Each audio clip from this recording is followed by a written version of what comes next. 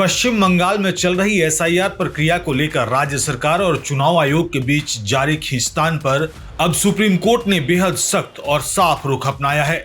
शुक्रवार को सुनवाई के दौरान सुप्रीम कोर्ट ने स्पष्ट शब्दों में कहा कि उसे अपने न्यायिक अधिकारियों पर पूरा भरोसा है और वे किसी भी तरह के दबाव या प्रभाव में आने वाले नहीं है।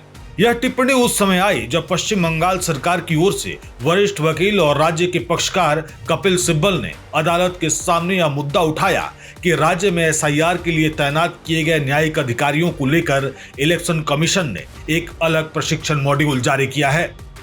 यह मामला मुख्य न्यायाधीश सूर्यकांत और न्यायमूर्ति जोय माल्या बागची की पीठ के सामने रखा गया।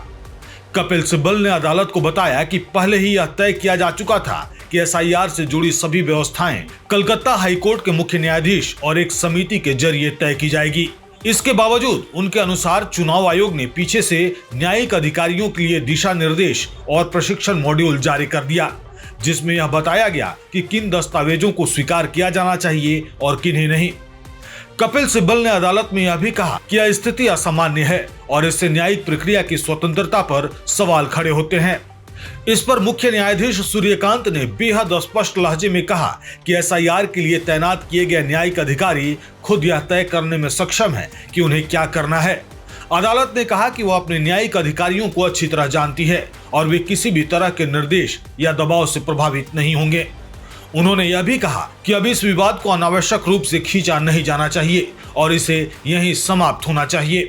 सुनवाई के दौरान न्यायमूर्ति जोय माल्या बागची ने भी साफ कहा कि अदालत के आदेश पूरी तरह स्पष्ट हैं और इस मामले में किसी तरह की अस्पष्टता नहीं है। उनके शब्दों में अदालत के निर्देश दिन की रोशनी की तरह साफ हैं।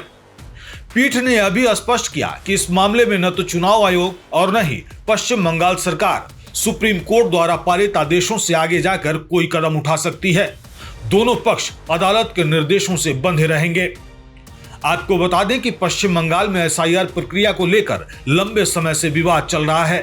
राज्य सरकार और चुनाव आयोग के बीच टकराव को देखते हुए सुप्रीम कोर्ट ने 20 फरवरी को एक असाधारण आदेश जारी करते हुए मौजूदा और सेवानिवृत्त जिला न्यायाधीशों को एसआईआर प्रक्रिया में चुनाव आयोग की सहायता के लिए तैनात करने का निर्देश दिया था।